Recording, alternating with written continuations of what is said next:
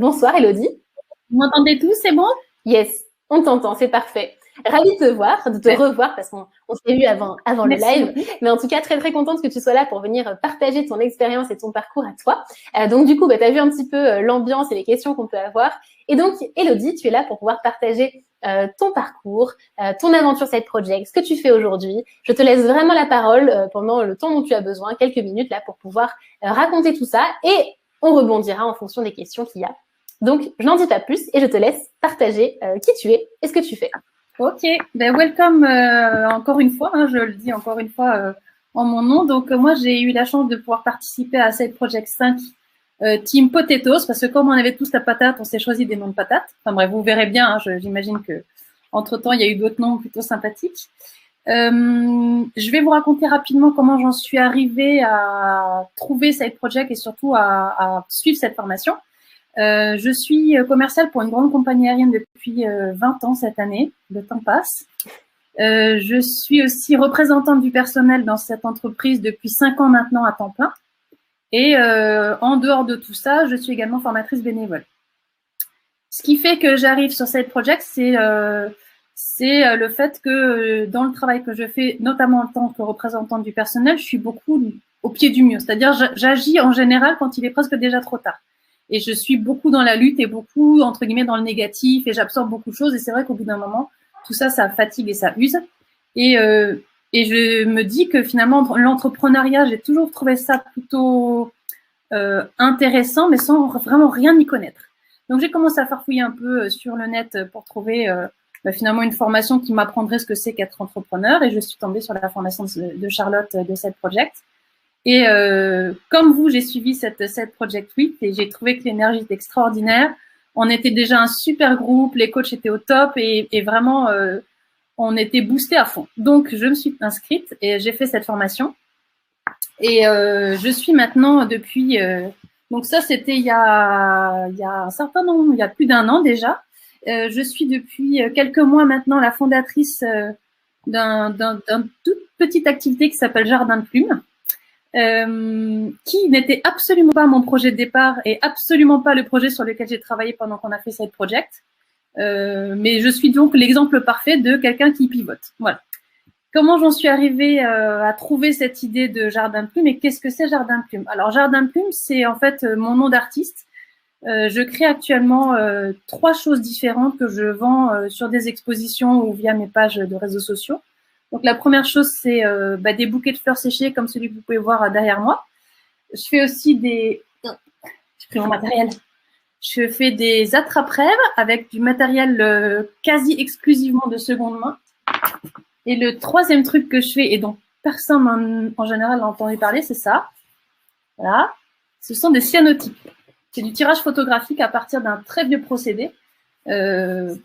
Et je vais vous raconter comment j'en suis arrivée là, parce que le chemin a été loin d'être une ligne droite, vraiment. Quand j'intègre Side Project, je fourmille d'idées, mais j'en ai pas une précise et je sais pas exactement comment lancer tout ça. Au fur et à mesure des ateliers, des exercices, des modules qui se déroulent, etc., un choix se fait par rapport à ma passion qui au départ est vraiment une passion de nature, de fleurs, je suis quelqu'un d'extrêmement positif, donc j'avais vraiment besoin de quelque chose qui soit joyeux, qui entraîne les gens vers l'extérieur, qui fasse prendre conscience aux gens de toute la beauté qui nous entoure, notamment dans la nature. Donc je commence à travailler là-dessus, mais je me dis, mon projet idéal, ce serait d'avoir une ferme florale. Ouais, une ferme florale, ok, ça c'est cool, mais j'habite en Alsace. Et en Alsace, au cas où vous ne l'auriez pas remarqué, on a des hivers un peu rudes. Donc je me dis que ma ferme florale, il va se passer 4 mois où il ne va pas se passer grand-chose. Et que donc, il faut que j'annexe un autre truc à ce truc-là. Donc, je me dis, ok, réfléchis, sors des sentiers battus, imagine le quotidien idéal, qu'est-ce que tu as envie de faire? Et c'est vrai que c'est ce dont on a parlé tout à l'heure et c'était tout à fait juste. Il faut vraiment imaginer un quotidien idéal. Il faut imaginer une journée idéale. Aujourd'hui, je me lève, je suis d'une humeur extraordinaire. Qu'est-ce que je vais faire à mon travail? Comment va être l'ambiance? Qu'est-ce que je vais avoir comme mission? Où est-ce que je suis? Où est-ce que je me trouve? Comment il est mon bureau? Comment c'est décoré? Est-ce que je vois l'extérieur? Qu'est-ce que je vois à l'extérieur, etc. Et forte de toutes ces informations-là, en imaginant ma vie idéale, je me disais, moi, j'aimerais bien pouvoir avoir un endroit où travailler qui donne sur ce beau jardin de ma ferme florale. Et pourquoi je ne créerais pas un espace coworking à la campagne, avec un grand jardin où on puisse voir toutes ces fleurs. Pendant la saison, entre guillemets, basse, où mes fleurs sont au repos parce qu'il neige et qu'il fait -20, je vais animer des formations et animer un petit peu cet espace de coworking. Et pendant la pleine saison, je vais peut-être laisser un peu plus d'espace et d'autonomie à mes visiteurs et m'occuper des fleurs. Donc ça, c'est le projet sur lequel j'ai travaillé pendant plusieurs mois pendant la formation de Side Project. Je suis allée vraiment très, très loin dans ce projet et c'était hyper intéressant. Je me suis beaucoup inspirée de gens qui sont déjà dans ces métiers-là, mais qui sont pas sur les mêmes lignes exactement. On parlait tout à l'heure de pas oser partager son idée. Moi, le fait de partager mon idée, ça m'a ouvert 1 million de portes. Ça m'a permis de rencontrer des gens qui avaient déjà des espaces de coworking, mais complètement sur un autre thème que celui que je voulais monter moi. Ça m'a permis de rencontrer des gens qui ont des fermes florales à l'autre bout du monde, dans l'État de Washington, en Angleterre, en Australie. Ça m'a permis d'interroger tous ces gens, de leur demander comment était leur quotidien, comment est-ce qu'ils vivaient, comment est-ce qu'ils se rémunéraient, parce que c'est quand même une question qu'il faut se poser. Et finalement, une fois que Side Project est passé, j'ai vraiment avancé le projet au maximum et je me suis rendu compte à un moment donné d'un dernier blocage en ce qui me concerne, c'était l'investissement de départ. Et je me suis dit, OK, tout ça, c'est formidable. Je suis persuadée que l'idée est extraordinaire, mais j'ai pas l'investissement de départ. Donc, premier pivot du projet. Qu'est-ce que je peux faire pour avoir cet investissement de départ? Là, je me suis dit, je vais faire des choses que je sais faire. Donc, les bouquets, commencer à travailler avec ce que j'ai. Sachant que entre-temps, le Covid est arrivé et que j'ai été mise en chômage partiel et que j'avais 40% de temps travaillé, 60% de temps chômé. Donc, autant vous dire que du temps libre, j'en ai eu. Donc, j'ai potassé YouTube à fond la caisse, des vidéos pour savoir comment faire ci, comment faire ça. Je suis tombée tout à fait par hasard sur une vidéo de quelqu'un qui faisait des cyanotypes, donc le tableau bleu que je vous ai montré tout à l'heure. Et ça m'a vraiment interpellée. J'ai cherché à comprendre comment ça fonctionnait. Donc, j'ai cherché sur les réseaux. Qui est-ce qui en fait? Comment ça fonctionne? Qu'est-ce qu'on peut faire? Et de recherche en recherche en recherche, j'ai rencontré plein de gens que j'ai réinterrogés. En fait, j'ai refait exactement le même processus que j'avais fait pour l'espace de coworking, mais je l'ai fait avec du coup plutôt de la matière artistique. Et à un moment donné, je peux vous dire que je pense vraiment à Charlotte très souvent parce que cette phrase « mieux vaut fait que parfait », comment vous dire? Je pense qu'elle transforme mon quotidien. Et je pense qu'elle a tout à fait raison. Parce qu'il y a un moment donné où il faut se lancer. Il y a un moment donné où il faut se dire OK, ce sera pas parfait, mais si je me lance pas, il va rien se passer du tout. Et je vais continuer de me morfondre dans mon hamster qui tourne dans sa roue non-stop et il se passera rien. Donc moi, j'ai décidé de me lancer. J'ai décidé de me déclarer comme artiste-auteur. Donc ça, je l'ai fait au mois de juin, après de multiples péripéties avec l'URSSAF, mais ça, ce sera l'objet d'un autre épisode. Hein. Et j'ai réussi ensuite à intégrer des expositions d'art. Alors, soit des marchés des créateurs, soit des expositions d'art. Et j'en suis maintenant à ma 5e exposition que j'ai fait dimanche dernier. Je commence à avoir vraiment une clientèle de gens qui sont très curieux, qui sont souvent vraiment agréablement surpris par ce que je peux proposer sur le stand, qui sont souvent assez épatés quand je leur explique que j'ai démarré que fin mai. Les cyanotypes, j'en avais jamais entendu parler encore avant le mois de mars.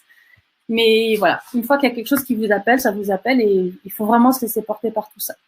Et là où Side Project intervient, là où la formation intervient, c'est que justement au moment où ça part dans tous les sens, au moment où on est peut-être au creux de la vague à se dire « Oula, je suis au pied de l'Everest et je sais pas trop bien par quel bout commencer », et ben Side Project, petit pas par petit pas, ça canalise tout ça et ça permet vraiment d'avancer sereinement. Et il y a une autre chose qui rentre en ligne de compte, c'est qu'on se retrouve du coup dans une communauté. Et cette communauté, elle se pose les mêmes questions que nous. Tous les gens qui font Side Project, ils en sont exactement au même point que nous, ou quasiment. Il y en a qui ont déjà commencé, d'autres pas encore. Et le fait d'être dans cette communauté, le fait d'être entouré de gens qui finalement sont hyper dans la volonté d'avancer vers quelque chose de nouveau, c'est super enrichissant et ça aide vraiment à avancer, à passer le cap. Il y a beaucoup d'entraide sur ce groupe et ça, c'était vraiment super chouette. Et je peux vous dire que ça fait quasiment 1 an et demi maintenant que j'ai quitté la formation et je suis toujours restée en contact avec 2 copines de la promo. On se fait un espèce de petit mastermind à 3, on s'entraide tout le temps et tous les 15 jours on se téléphone, on se fait des visios et on continue de se booster et je peux vous dire que ça fait un bien fou, même plusieurs mois après ça fait un bien fou. Donc je sais pas trop ce que je peux vous dire de plus, j'ai pas du tout le temps de lire tout ce que vous écrivez dans le chat, beaucoup trop vite pour moi. T'inquiète pas. Voilà, je vous laisse la parole. Eh ben écoute, un grand merci Elodie pour ton super témoignage. C'était C'était parfait. Écoute, j'ai trouvé ça très inspirant. Je pense que ça a plu aussi dans le chat. Je vois des retours positifs. Donc, dites-nous un petit peu dans le chat ce que ça vous évoque. C'est clair, en tout cas, les étapes par lesquelles tu es passé. Et c'est vraiment, je trouve, un excellent exemple de pivot de projet et des questions qu'on peut se poser et de la stratégie des petits pas. Enfin, voilà, ça illustre très, très bien tout ce qu'on a pu se dire. Donc, un grand merci pour toutes ces infos. Et en fait, tu as répondu à toutes mes questions. Donc, je pense qu'on va prendre les questions qui sont posées dans le chat, tant qu'à faire. Oui, je vois Charlotte qui demande est-ce que j'ai toujours mon job? Alors oui, j'ai toujours mon job. Oui, je suis toujours représentante du personnel et très affairée à tout ça, mais toujours en chômage partiel. Et du coup, la façon pour moi de cumuler les deux boulots pour l'instant, c'est que toute mon activité artistique de création, elle a lieu quand je suis en chômage partiel, et de vente, elle a lieu les week-ends, parce que je travaille pas les week-ends actuellement. Donc pour l'instant, je mène tout ça de front. Je vous avoue que c'est pas évident tout le temps, surtout que je suis aussi l'heureuse maman de 3 enfants.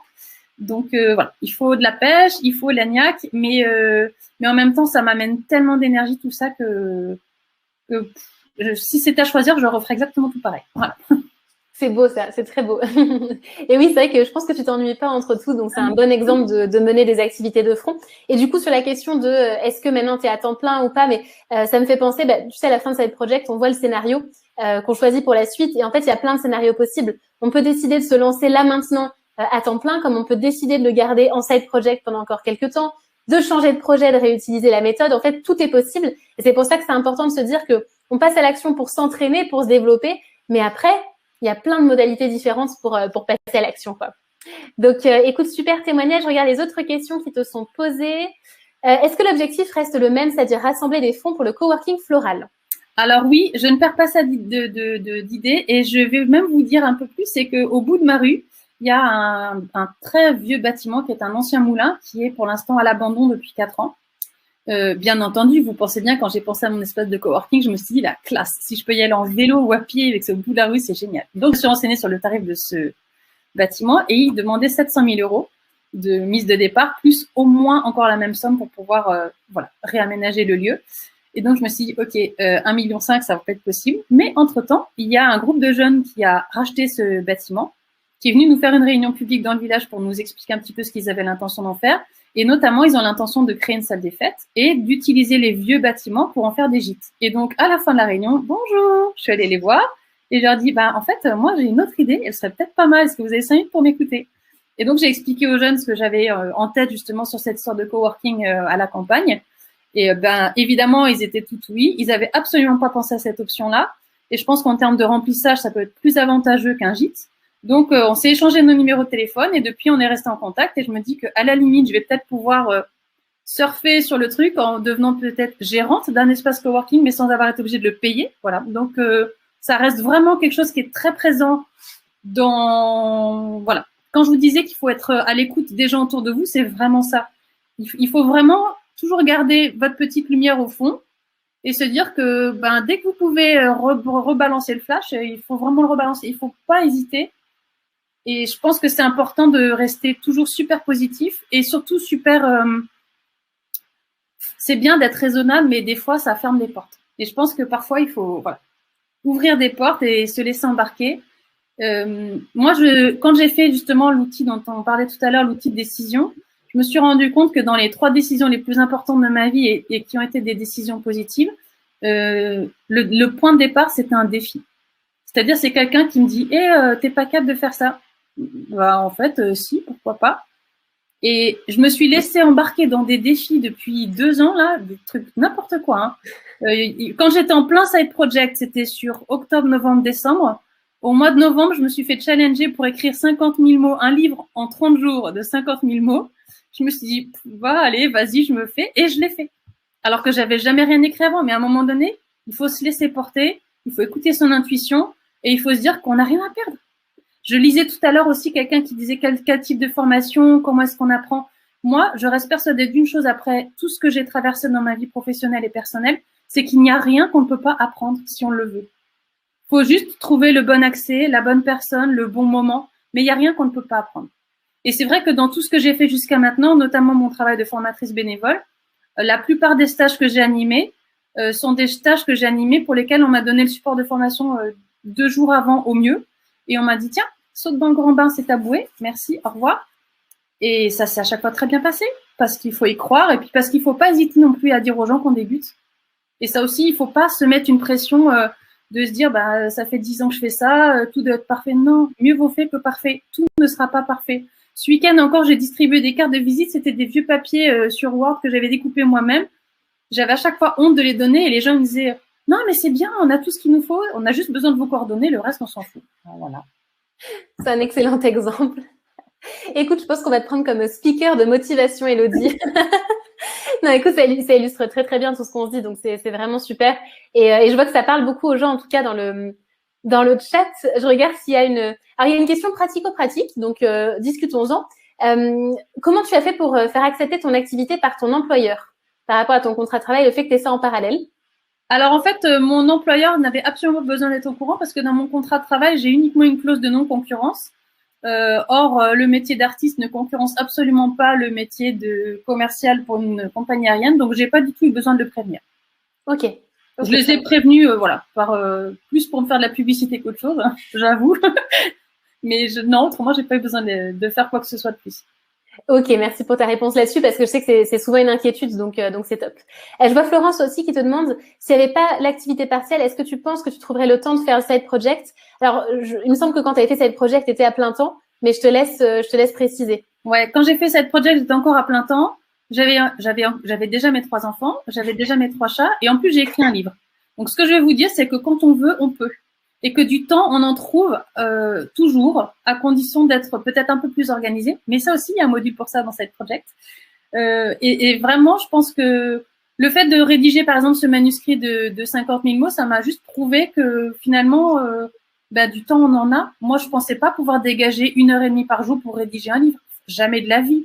Vous m'auriez demandé 3 mois avant, je vous aurais même n'importe quoi. Bah si, en fait, ça marche. Parce que c'était un défi, parce qu'à ce moment-là, j'avais envie de nouvelles aventures et franchement, j'ai enfoncé toutes les portes, toutes les fenêtres, tout ce qui était ouvert ou un tout petit peu entrouvert, j'y suis allée. Parce que je pense qu'il faut vraiment se laisser porter, il faut garder l'esprit grand ouvert et il faut parfois vraiment sortir des sentiers battus et penser en dehors de la boîte et se dire, ok, ça, personne l'a encore inventé, pourquoi pas. Il faut tester. Totalement. C'est le message de ce soir. Je suis ravie. Écoute, je suis ravie de ce que tu partages. Je suis complètement en phase.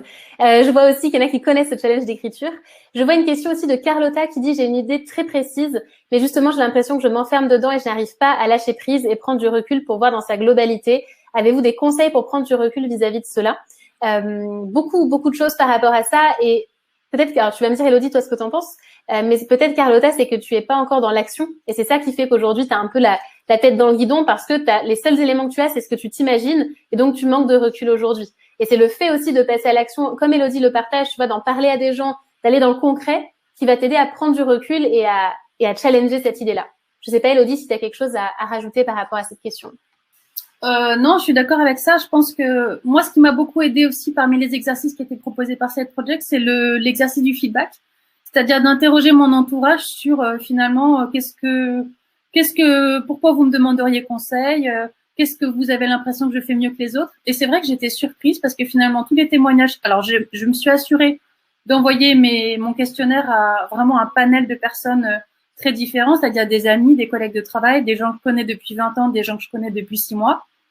Et j'ai été extrêmement agréablement surprise de constater que finalement les réponses convergeaient et que ce que moi j'avais l'impression de pouvoir apporter aux autres, c'était réellement perçu comme ça. Et ça m'a boosté. Vraiment, ça m'a boosté. Et peut-être que ça peut être une des pistes. Et je pense qu'il y a vraiment plein de pistes qui sont à utiliser, mais ça peut être une des pistes justement pour reprendre un peu cette bouffée d'oxygène et cette bouffée de confiance en soi et se dire, OK, maintenant, je vais prendre les choses rationnellement, une par une, petit pas par petit pas, encore une fois. Hein.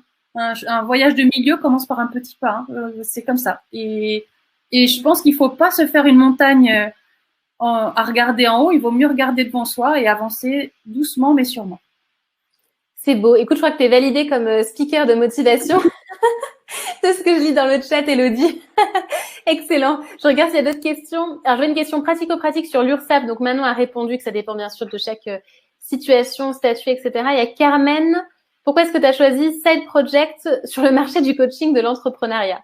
Pourquoi tu as choisi Side Project? Ben, écoute, allons-y.